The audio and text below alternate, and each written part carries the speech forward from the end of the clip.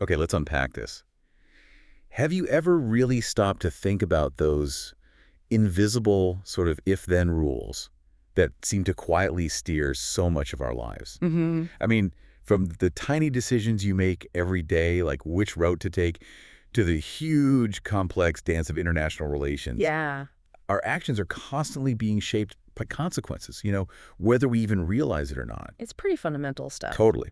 So today, we're taking a deep dive into something really core: behavioral contingencies. Mhm. We're pulling insights from some fascinating research and particularly a foundational paper by F. Mechner. Yeah. His work gives us this remarkably precise way to map out these hidden forces. You have a really powerful framework. Our mission really is to give you a kind of shortcut to being well-informed about these influences. We'll uncover some surprising facts and hopefully arm you with some powerful tools for understanding the world around you. And these aren't just, abstract psych concepts. No, exactly. They're like the very fabric of how we learn, how we interact, even how we design our societies. And here's the really interesting part, I think. Yeah. Unlike, say, the fixed laws of physics or biology, these behavioral rules, these contingencies, they're actually surprisingly modifiable. We can design them. That's huge. So these if-then relationships, Hmm. they're just that pervasive. Oh, absolutely. B.F. Skinner put it very simply. A behavioral contingency is basically if a response, then a consequence. Simple enough. But, and this is crucial, it's not just about two things happening close together in time. Okay. It's about a conditional relationship. One event truly depends on another, and these contingencies, they exist whether or not anyone actually acts on them. How do you mean? Well, think of a price tag on something in a shop. It basically says if you pay this price, then you get the product. Right. That contingency is there, it's active, it's influencing potential buyers, even if nobody ever actually buys that specific item. The if-then structure is just present. Ah, I see. Okay, yeah. Once you start looking for them, you really do see them everywhere. Mm-hmm. I was just hearing a friend talk about her daughter's screen time, It's always, if you finish your homework, then you can have your tablet time. Yeah. Classic gift then. Textbook example. Or think about Halloween. Kids learn pretty quick. If you knock on a door with the lights on and say trick or treat, then you get candy. But not if the lights are off. Exactly. They don't knock if there are no lights. They're discriminating between those situations, right? And their behavior is totally shaped by the expected consequence, candy or no candy. And what's really powerful is how these same basic principles scale up massively. Like with laws. Exactly like laws. Laws are essentially just elaborate behavioral contingency statements. If a person acts in this specific way, then these specific consequences shall follow. Huh. Never quite thought of it like that. Education systems, business incentive plans, safety protocols on a construction site, even the really intricate rules of games like chess or poker. Wow, okay. They all operate on behavioral contingencies. It's a truly universal framework for understanding interaction. So if we're talking actions and consequences, this naturally brings us to operant conditioning, right? It does. We often hear about the ABCs, antecedents, behaviors, consequences. Could you quickly lay out how those fit into this if-then picture? Sure. So antecedents, those are the conditions or the stimuli that are present before a behavior happens. They basically set the stage. Go. The behavior, well, that's simply any action an individual performs. Straightforward. Right. And then the consequence is the outcome that follows that behavior. And this is the critical part. That consequence affects the future likelihood of that same behavior happening again. Ah, okay. So it's that C, the consequence, where the if-then really gets its teeth, like you said earlier. Precisely. That's the engine of change. And when we talk about consequences, we often just jump straight to good or bad, pleasant or unpleasant. Yeah, that's the common way to think about it. But it's actually a bit more nuanced than that with reinforcement and punishment, isn't it? This seems to be where a lot of people get tripped up. You're absolutely right. It's not just about pleasantness. A reinforcer is defined purely by its effect. Its effect. Yes, Yeah. it's any stimulus where its presentation or sometimes its removal following a response increases the likelihood of that response happening again in the future. Okay, increases. So example. Okay, imagine a child complains about doing a chore. The parent stops nagging them about it. If the child then complains more often in the future to avoid chores, then the parent stopping the nagging actually served as a negative reinforcer for the complaining behavior. Negative. Because something unpleasant nagging was removed. Exactly. And here's a key insight many miss. If a behavior isn't actually increasing, then whatever consequence followed it is not technically a reinforcer, no matter what you intended it to be. Got it. The proof is in the pudding. Did the behavior go up? Precisely. So if behavior goes up, it was reinforced. If it goes down, It was punished. okay. Okay. But then there are the positive and negative versions of each of those. Correct. Let's break that down. Positive reinforcement is probably the one people know best. It's adding something desirable to increase behavior, like getting paid for doing your job. Simple enough. Add something good, behavior increases. Right. Now, negative reinforcement, this is the tricky one, often confused with punishment. It also increases behavior, but it does so by removing an unpleasant or aversive stimulus. Okay, removing something bad. Example. Imagine you're stuck in absolutely awful traffic every single day on your commute, hating it. So one day you try a completely new route and boom, no traffic, smooth sailing. Nice. If taking that new route successfully removes the stress and delay of the traffic, and because of that, you start taking that new route every single day. Then the removal of the bad traffic reinforced taking the new route. Exactly, that's negative reinforcement. The removal of the unpleasant thing makes the behavior, taking the new route, more likely. Okay, that makes sense. Negative reinforcement takes something away to make a behavior more likely. So then what about punishment? How does that fit in? Right, so punishment, by definition, does the opposite. It decreases the likelihood of a behavior. Decreases, okay? So positive punishment involves the presentation or adding of an aversive condition to decrease a response. Think about getting a speeding ticket. Right, you get something unpleasant at the ticket, the fine, Right. and hopefully you speed less in the future. Exactly. Adding something bad to decrease behavior. Then there's negative punishment, which is sometimes called a penalty. This involves the removal of a desirable stimulus or reinforcer to decrease a behavior. So taking away something good. Yes, like taking away a teenager's phone access for breaking curfew. The goal is to make them less likely to stay out late again by removing something they value. Okay. So the crucial distinction is both kinds of reinforcement, positive and negative, increase behavior. Correct. And both kinds of punishment, positive and negative, decrease behavior. You've got it.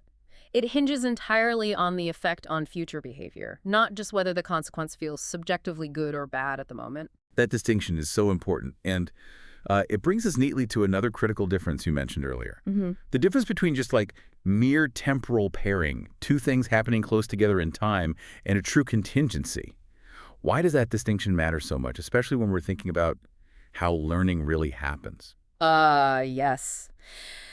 This is where things get really insightful, I think. For a long time, even in the early days of operant conditioning research, the dominant idea was that if a reinforcer simply followed a response closely in time, well, that proximity was enough. The association would just form. Seemed logical. It did. But then experiments, particularly by Robert Rescorla back in the 1960s, building on some earlier observations by Stinner, really turned this idea on its head. You're talking about the famous superstitious pigeons, right? Exactly that. Skinner had this setup where pigeons received food pellets at random intervals, totally unrelated to whatever the pigeon was actually doing at that moment. Okay, so no connection. No actual connection. But what he found was fascinating. The pigeons often started repeating whatever specific action they just happened to be doing right when the food pellet dropped. Like what? Like, turning in a little circle, or maybe pecking a specific spot on the wall, or bobbing their head in a certain way. They developed these idiosyncratic behaviors. Traditions. Exactly. They behaved as if their little ritual caused the food to appear. It was a brilliant demonstration that mere temporal pairing, just happening close together, isn't enough for real, robust operant conditioning. True learning, like a genuinely adaptive change in behavior, seems to require a real, reliable contingency. That if-then relationship needs to be actual and, importantly, predictive, not just accidental. Okay, so if simple timing isn't the whole story, how do we even measure that real, reliable contingency? How do we know if it's truly predictive? That's a great question. To really get a handle on this, we need a way to measure how predictive one event is of another. Think of it this way. How much does knowing that A just happened reduce your uncertainty about whether B is about to happen? Right, like, does A give you good information about B? Exactly. If knowing about A completely removes all doubt that B will follow, well, that's a perfect contingency. It means A is a perfect predictor of B. Okay, that makes intuitive sense. But then what does this mean for something like, say, a pigeon pecking a key on what's called a variable interval, or Zix schedule? Ah, the Zix schedule. Good example. Because on those schedules, The food doesn't arrive predictably after each individual peck, right? It's Yeah. more random, averaged over time. That's correct. Food delivery is set up to occur after some variable amount of time has passed, and it's the first peck after that interval is up that actually delivers the food. Yet the birds on these schedules peck like crazy. Yeah. Very high, steady rates. They do. Yeah. And this raised a really important question that honestly baffled researchers for quite a while. Our own research looked closely at this, and we found that there's actually a negligible predictive contingency between any single individual peck and when the reinforcement arrives. So making a peck doesn't really tell the pigeon much about when the next pellet is coming. Essentially, no. Having just pecked doesn't significantly change its expectation about the timing of the next reinforcer. And yet, as you said, they keep pecking at these high, steady rates. So if they're not predicting the next meal based on each peck, what is driving that persistent behavior? What's keeping them going? This is where it gets fascinating.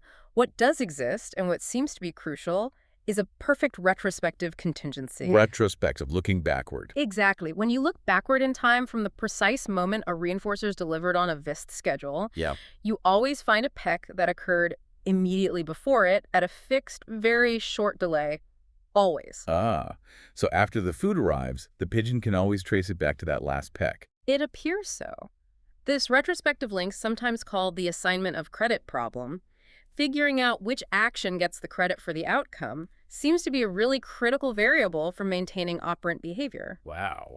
It suggests that while the animal might not be effectively predicting the future reinforcer from each individual peck, it can perfectly connect the past reinforcer back to the specific peck that triggered its delivery. That completely flips the perspective, doesn't it? From looking forward to predict to looking backward to assign credit. It really does. It suggests maybe we need to think differently about what maintains some behaviors. That is incredibly insightful.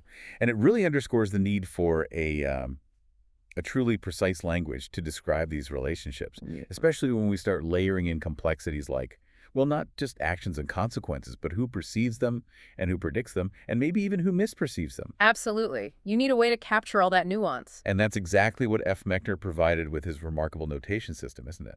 It is. Mechner's notation system was designed specifically to provide a truly general language, a formal way to diagram any behavioral contingency you can think of, from the simplest lab setup to the most complex, real-world human interactions. It lets us get beyond just vague descriptions and achieve real precision. Pinpoint precision, exactly. So what are the core building blocks of this system? What makes it so powerful? Okay, so Mechner's system lets us diagram pretty much any if-then scenario. It starts logically with the act. We use A, what's actually being done. Okay, the action. And crucially, by whom? We need to specify the agent doing the act. Like A means agent A performs act A. Then, of course, there's the consequence, what happens as a result of the act. Right, agent consequence. Makes sense. It also accounts for time, letting us specify if a certain time period needs to pass or maybe a deadline that terminates something. Right. And importantly, it can show if an act actually prevents a consequence from happening or if multiple events need to occur simultaneously, like happening at the same time. Okay, those are the basics. But what seems truly revolutionary is how this system goes beyond just mapping basic events. It gets into the nuances of perception, prediction, even misperception, using these quadrant modifiers. Yes, you've absolutely hit on the heart of its power. These modifiers are what make the notation so general and so applicable to really intricate human situations. Tell us about those. Okay, so we can describe not just what happens, but for whom and how it's experienced or anticipated. Right. So in the upper right quadrant, we use a superscript. This tells us about the entity's attributes like its size, its magnitude, or its duration, and crucially, its valence. Valence meaning? Meaning, is it rewarding or punishing? Is it good or bad? And importantly, for whom? So if we write C with a plus as a superscript. Yes. Yes, can. That means consequence C is positive or reinforcing for party A.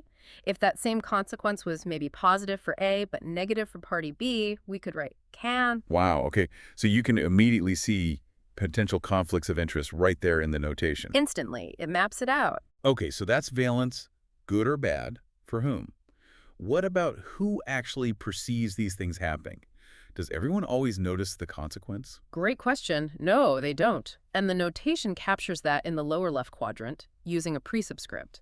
This tells us the party or parties that would perceive the entity, the act, or the consequence. So AC would mean? AC means party A perceives consequence C. Now, if party A doesn't perceive it, maybe they're unaware it happened, we use a tilde symbol, like Ah, no. A. Okay, A does not perceive C. And even more powerfully, if A misperceives it, they see something, but they interpret it wrongly. Ah, We add an X in that perception quadrant. So A means A perceives C, but misperceives it in some way. This is absolutely vital for understanding things like fraud, where one party is actively misled. they misperceive the situation. Or even just a simple misunderstanding in a conversation where maybe a neutral comment is perceived by someone as hostile. The notation literally maps out how different individuals can experience the very same objective reality differently. That's incredibly useful. Okay, so we have valence and perception. What about prediction? What someone expects to happen. That's often different from just perceiving it after the fact. Yes, absolutely. And that's handled in the upper left quadrant using a pre-superscript. This indicates the party or parties that would predict the entity, the act, or the consequence. So if A predicts C, it's Barry. Exactly. Parry means A predicts C. Now consider A. Okay, A predicts C, but doesn't perceive it. The tilde on the C. Right. This captures situations like, say, a commander issuing an order. They predict the consequence of the order being carried out, but they don't actually witness it happening. Huh. Okay.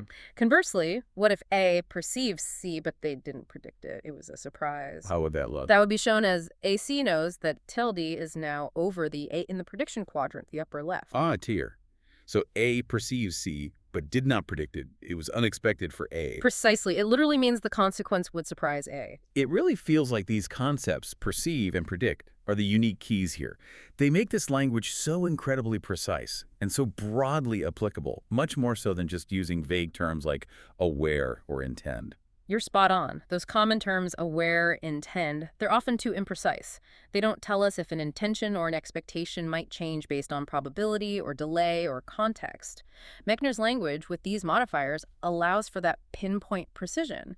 And as you saw, it can even be modified to show probability or misperception, giving us that crucial nuance we need to really dissect complex real-world scenarios. And another fascinating aspect you mentioned is how the system can also track cumulative effects over time, using something Mechner calls registers. This seems really powerful for looking at phenomena that kind of build up gradually. Yes, registers are specifically for tracking progressive changes, where individual acts contribute bit by bit to a larger, growing consequence. Like filling a bucket. Exactly like filling a bucket with water. Each pump of the handle is an act, and each pump increases the water level, which is the consequence. The register essentially tracks that cumulative amount, the changing water level. So it could apply to things like points scored in a basketball game. Perfect example. Or money being saved in a bank account.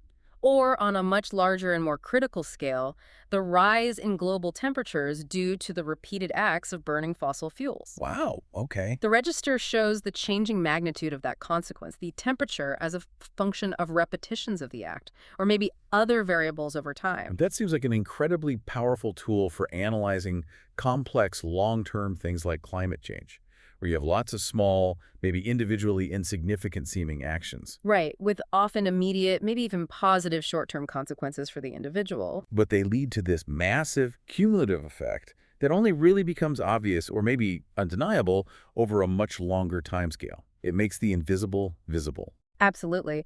And the same kind of structure using registers can help understand things like addictive behaviors, the short-term hit versus the long-term decline, or the cumulative health effects of smoking, or the gradual impact of repeated environmental pollution events. Right. There are all these repetitive behaviors, often with immediate, perhaps positive or reinforcing short-term consequences, but they build up to these profound, accumulating, negative long-term ones. Precisely. The register captures that accumulation. The real power of this notation language really seems to shine when you apply it to these complex, real-world examples it can help codify. You mentioned things like theft or even analyzing historical scenarios like the Trojan Horse. How would you even start to diagram something like the Trojan Horse using this? Okay, let's take the Trojan Horse. Imagine Odysseus, maybe, acting as the analyst here. He could diagram his scheme. It starts with the Greeks performing an act, offering the horse. Okay, Act 1, offer horse. Right. Now, the critical behavioral contingency here involves prediction and potential misperception. The Greeks are predicting and hoping. That the Trojans will misperceive the horse as just an offering. Maybe is that empty? Trojan soon's horse. Trojans misperceive the horse. And crucially, that they will not predict the hidden soldiers inside. Trojan soldiers. Trojans don't predict soldiers. Okay, so the Greek plan relies on Trojan misperception and lack of prediction. Exactly. Then, if the Trojans accept the horse, that's Act 2, by the Trojans this time, the ultimate consequence is the Greek soldiers emerging later to sack the city. This consequence would have a predicted negative valence for the Trojans, see Trojans, and a predicted positive one for the Greeks. Wow. Mechner's notation allows you to codify the assumed probabilities, the crucial misperceptions, the predictions, and lack thereof, at each critical step of the plan. That's brilliant. It really takes this, historical story and transforms it into a rigorous behavioral diagram. It lays bare the underlying if-thens and, critically, the role of perception and prediction. It forces you to be precise about those elements. How about something like mutual deterrence? Like in military standoffs or Cold War scenarios. Mutual deterrence. That's often a symmetrical, sometimes recycling contingency setup. Okay. So you could diagram it like this.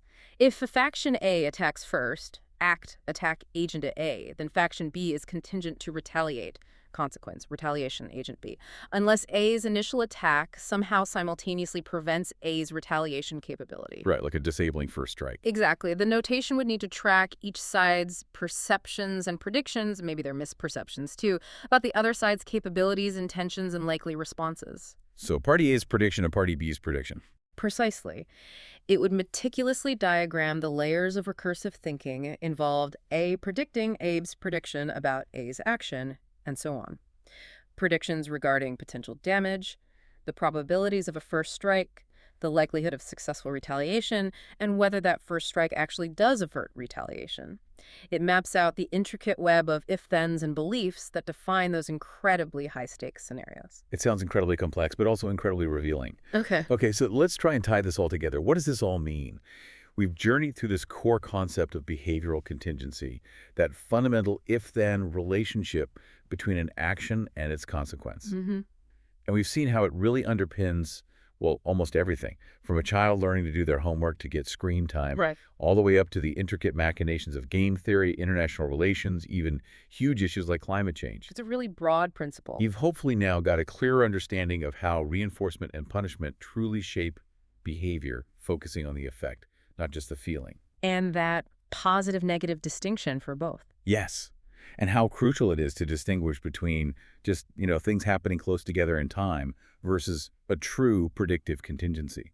Or even as we saw with the pigeons, sometimes it's about the retrospective contingency, looking back to assign credit. That backward look was surprising, wasn't it? It really was. And we also explored the, I have to say, elegance and sheer precision of Mechner's notation system. It's quite something. A truly general language, it seems, for codifying any behavioral contingency, with its core elements, act, consequence, agent, time, and then those incredibly powerful quadrant modifiers. For valence, magnitude, who perceives it, who misperceives it, who predicts it. Right. All of that allows us to dissect these remarkably complex real-world scenarios. We talked about fraud, theft, setting traps like the Trojan Horse, understanding family dynamics, mutual deterrence. The range is vast. And let's not forget the power of those registers for tracking cumulative consequences, like the slow but steady rise in global temperatures from many repeated acts, or just the simple score accumulating in a game. Capturing that buildup over time. Ultimately, this whole deep dive, I think, really shows the immense value of behavioral contingency analysis. It's not just some academic exercise, is it? Not at all. It feels like a genuinely powerful tool, a way to gain a better, maybe more objective understanding of complex situations. It helps reveal factors we might have missed. Unnoticed influences, yeah. Identify the critical variables really at play, and even map out those often hidden but crucial roles of perception and prediction in how we all interact. It brings clarity. So for you listening, this knowledge isn't just about, gaining some interesting insight.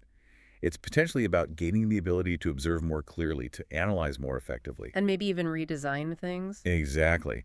Perhaps even redesign the if-then statements that are operating in your own life or the systems you interact with every day. That's the practical application. So to leave you with something to think about, here's a bit of a provocative thought for you to mull over. Considering everything we've discussed today, what subtle, maybe unnoticed if-then statements are unknowingly driving your daily actions right now, Mm-hmm. perhaps even leading to consequences you don't intend. It's worth reflecting on. And then, the bigger question. What might happen if you dared to consciously analyze those contingencies and then maybe, just maybe, try to redesign them to better achieve the outcomes you actually desire?